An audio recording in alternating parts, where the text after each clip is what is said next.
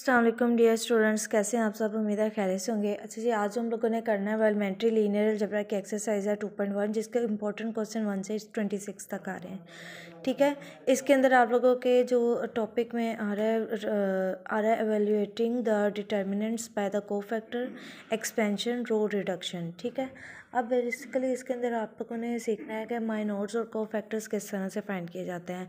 जैसे पहले क्वेश्चन में वो कहता है find all the minors and cofactor of the matrix A matrix हमें दिया हुआ है, इसके माइनोड्स फाइंड करने हैं और कोफैक्टर फाइंड करने हैं। माइनोड्स कैसे फाइंड करेंगे आप लोगों ने, सबसे पहले फॉर एग्जांपल ये जो हम लोगों ने बिल्कुल स्टार्ट पे अगर हम बात करें, जब लीनियर अलजेब्रा का कोर्स को स्टार्ट किया तो आप लोग मेरे प्लेलिस्ट में जाके वीडियो देख सकते हैं, एक्सरसाइज 1.1, 1.2, 1.3।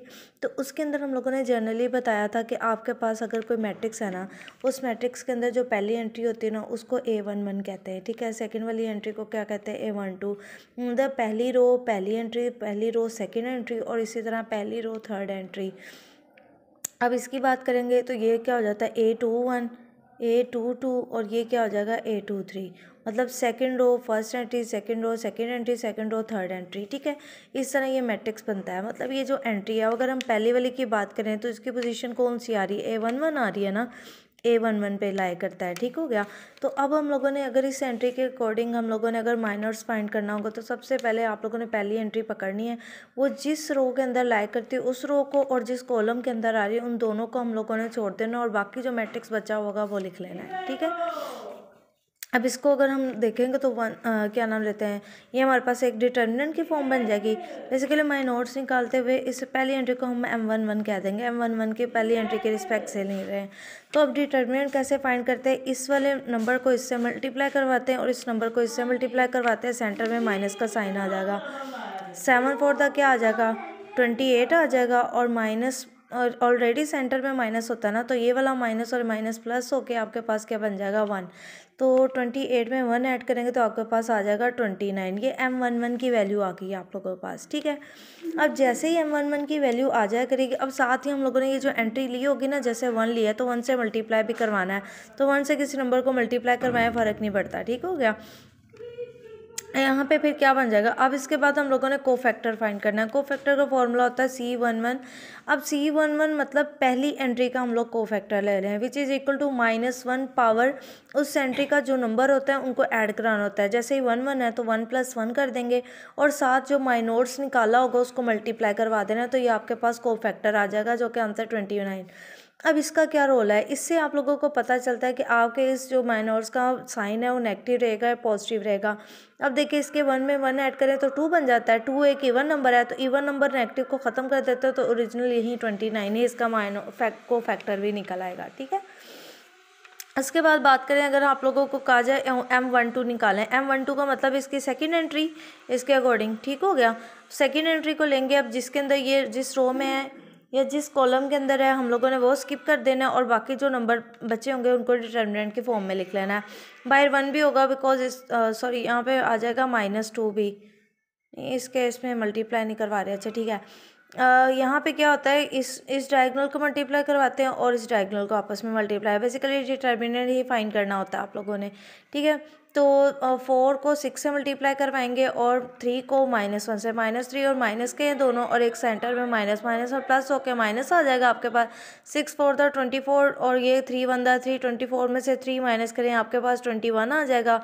अब ये जो हम लोगों ने जिस एंट्री को लेंगे ना, उस एंट्री से इसको मल्टीप्लाई नहीं करवाना, ये मैथ ये इसमें हम लोगों ने नहीं करना होता जब आप लोगों ने माइनोड्स और कोफैक्टर फाइंड करने होते हैं। ठीक है, अदरवाइज सिंपल डिटर्मिनेंट फाइंड करना होता है ना, जो सिंपल एक मैट्रिक्स का, तो तब हम लोग इसको मल्टीप्लाई ज़रूर करवाते हैं। अब इसके अंदर क्या हो जाएगा, आप लोगों ने कोफैक्टर जब फाइंड करना है, अब ये 1 2 के अकॉर्डिंग करवाना है। M12 माइनोड आ रहा है तो मतलब C12 ही फाइंड करना है। 1 में +2 करेंगे, ये -1 हमेशा फिक्स रहेगा, और इसकी पावर उस एंट्री के अकॉर्डिंग आएगी। 1 + 2 करेंगे 3 आ जाएगा। 3 एक क्या होता है, ऑड नंबर होता है। ऑड नंबर क्या होता है, नेगेटिव साइन के साथ ही आंसर देता है। तो M12 की वैल्यू आपके पास 21 है, ये उस माइनस की वजह से -21 आंसर आ जाएगा। इसी तरह आप लोगों को अगर कहा जाए M13 M21 इस तरह फाइंड करें। M21 का मतलब क्या है, सेकंड रो है और उसकी फर्स्ट एंट्री, ठीक है। अब ये देखेंगे इसके इस कॉलम के अंदर लाई करी थी और इस रो के अंदर लाई करी थी, इनको हमने स्किप किया और बाकी ये जो 4 नंबर बचे थे इनको लिख लिया। नॉमिनेट फाइंड करते हुए इसको इससे मल्टीप्लाई करवाएंगे, इसको इस नंबर से मल्टीप्लाई करवाएंगे और आप लोगों के पास माइनोड निकल आएगा सेम डिटर्मिनेंट वाली फॉर्म से। 4 2 द क्या आ जाएगा 8, लेकिन इस तरह माइनस भी साथ आ जाएगा। 3 1 द 3 आ जाएगा, सेंटर में माइनस का माइनस माइनस प्लस होके 8 और 3 आपके पास -11 बन जाएंगे।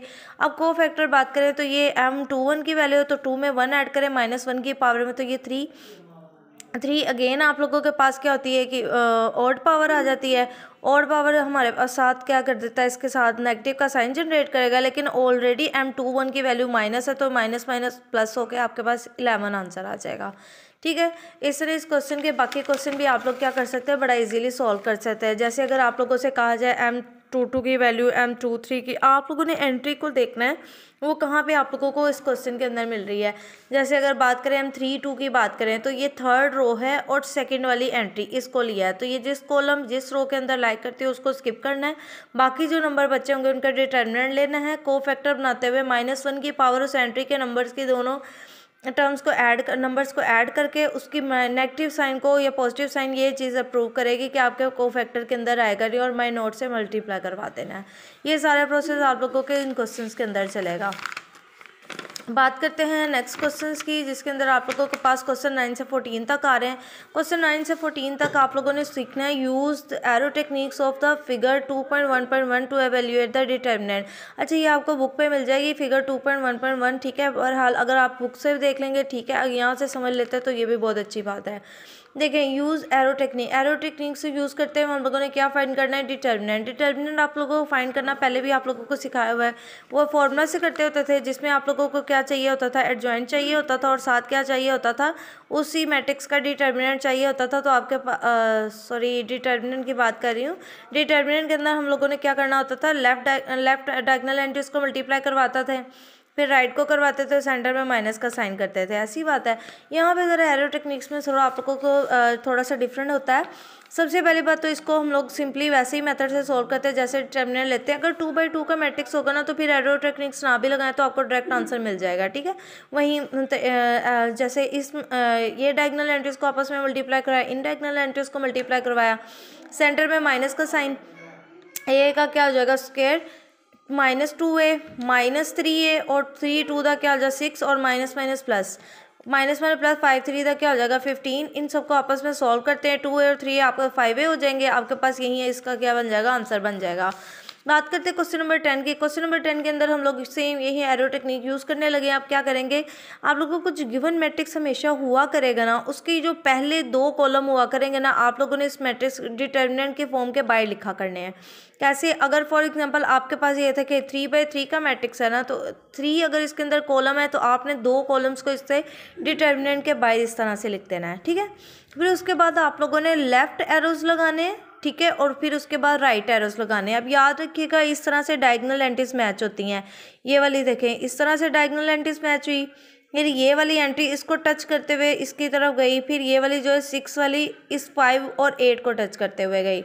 अब मैं राइट की साइड से लगानी है। यहाँ से देखें, हम लोग इस एंड वाले नंबर से स्टार्ट डायगोनल ही बनाने हैं। 7 5 और 4 के साथ चला गया, -2 और क्या बन जाएगा 8 6 1 और आपके पास क्या आ जाएगा 3। और ये आपके पास हमेशा ये वाला और एक यहाँ पे फर्स्ट कॉलम और लास्ट वाले कॉलम का एक एक नंबर हमेशा बचा करेगा, बाकी सारे इस तरह एरो से क्या हो जाए करेंगे, मैच हो जाया करेंगे। अब मेरे बेटा करना क्या है, सबसे पहले जो लेफ्ट डायगोनल एंट्रीज है ना, जिनके एरोज हमने अटैच किए हुए हैं, इनको सॉल्व करते हैं। ये डायगोनल एंट्रीज को आपस में मल्टीप्लाई करवाना है। 2 1 2 2 4 दा क्या आ जाएगा 8, लेकिन इसका साइन क्या था, माइनस का। यहाँ से बात करते हैं 7 2 दा का 14 को 3 से मल्टीप्लाई करवाया तो आता है 42, और लेकिन साइन इसका भी क्या आ जाएगा, माइनस का। 3 नंबर है ना, 2 पॉजिटिव है 1 नेगेटिव, तो आंसर भी नेगेटिव आएगा। बात करते हैं इसकी 6 5 30 को 8 से मल्टीप्लाई करवाएंगे तो आपके पास आ जाएगा 240, ठीक है। अब हम लोगों ने राइट डायगोनल एंट्रीज को मल्टीप्लाई करवाते जाना है। 6 1 और 3, 6 1 6 6 3 क्या आ जाएगा 18, -2 और ये -2 4 प्लस के हो जाएंगे, 4 8 द क्या आ जाएगा 32 और ये प्लस करेगा, 7 5 द 35, 35 को 4 से मल्टीप्लाई करेंगे तो 140। ये अलग अलग दो इस तरह ब्रैकेट्स में लिख लेना और सेंटर में माइनस का साइन आएगा बिकॉज डिटर्मिनेंट के सेंटर में माइनस ही होता है। अब हम लोगों ने क्या करना, इन एंट्रीज को आपस में ऐड करेंगे, इनको सॉल्व करेंगे, कैलकुलेटर का यूज़ करें, इसका आंसर क्या आ गया 0 हो गया है। आपको इससे कोई कंसर्न नहीं कि इसका आंसर 0 आ रहा है या नॉन ज़ीरो आ रहा है, आपको ये एरो टेक्निक्स आनी चाहिए। लेकिन ये तब हमें 0 इसके आता है या नॉन ज़ीरो वैल्यू आती है कि तब हमें ज़रूरत होती है जब हम लोगों ने ए इनवर्स फाइंड करना होता है, जो मैं इधर बताने लगी थी डिटर्मिनेंट का बताते हुए। बात करते हैं क्वेश्चन नंबर 11 की। सेम ऐसे 3/3 का मैट्रिक्स गिवन है, आपके पास 3 कॉलम है तो 2 कॉलम को आप लोगों ने बाहर लिख देना है और फिर उसके बाद लेफ्ट डायगोनल एंट्रीज बनानी है 2 5 और इधर देखें 2 5 और 2 मैच हुए हैं, 1 7 और 1 डायगोनल बनाने हैं पूरी तरह, 4 3 और 6। अब राइट डायगोनल एंट्रीज करेंगे 1 3 2 -2 -7 और 6। आप लोगों ने इसी तरह वीडियो पॉज करके अपनी नोटबुक पे मेरे बेटा इसी तरह बनाना है, ठीक है। और एक बात मेरे बेटा, अगर मेरे चैनल पे आप न्यू हैं तो मेरे चैनल को सब्सक्राइब ज़रूर कर लें और अगर आपको मेरी वीडियोस अच्छी लगती है कमेंट सेक्शन में ज़रूर बताया करें और ज़्यादा से ज़्यादा दूसरों से शेयर किया करें। देखिए शेयर करना भी क्या होता है, सदका जारिया होता है। मे बी मेरी वजह से आपकी वजह से किसी की हेल्प हो जाए और हेल्प करना सदका जारिया होता है, ठीक है, और ये अच्छी बात है। अच्छा जी, बात करते हैं इसकी। तो ये 4 5 और 1 को मल्टीप्लाई करवा देंगे, ठीक है। 4 5 और 1 को हम लोगों ने इस तरह से ज्वाइन कर देना, मतलब डायगोनल्स बनाने लेफ्ट और राइट डायगोनल, ठीक है। लास्ट पे ये देखें पहले क्वेश्चन की तरह 2 नंबर ही फर्स्ट और लास्ट कॉलम से बचेंगे, ठीक है। अब इनको आप लोगों ने लेफ्ट एंट्रीज को जो आपके पास डायगोनल आ रहे हैं इनको सबको आपस में मल्टीप्लाई करवाना है। -2 5 और 2 है ना, 2 5 द 10 10 2 द 20, आपके पास साइन क्या आ जाएगा, 7 माइनस का आ जाएगा, ठीक है। यहाँ से इसकी बात करें 7 1 द 7 माइनस है तो 7 1 द 7 तो ये -7 ही रहेगा। 4 3 द 12 12 को 6 से मल्टीप्लाई करो तो आपके पास 72 आ जाएगा और तीनों नंबर ही पॉजिटिव है तो पॉजिटिव ही रहेगा। सेंटर में माइनस का साइन लगाएं। अब राइट डायगोनल एंट्रीज को मल्टीप्लाई करवाते हैं। 4 5 द 20 21 द 20 आ जाएगा आपके पास। 2 7 द 14 प्लस हो गया, 14 को 6 से मल्टीप्लाई करवाएंगे 84 आ जाएगा। फिर इसकी लास्ट वन की बात करें 1 3 द 3 3 2 द क्या आ जाएगा 6, तीनों एंट्रीज पॉजिटिव हैं तो ये पॉजिटिव रहेगा। दोनों को कैलकुलेटर सॉल्व करें, आप लोगों के पास आंसर आ जाएगा -65। होपफुली कि आप लोगों को ये चीज़ अंडरस्टैंड हो गई हो और चैनल को सब्सक्राइब ज़रूर कर लें मेरा बेटा, ये रिक्वेस्ट है।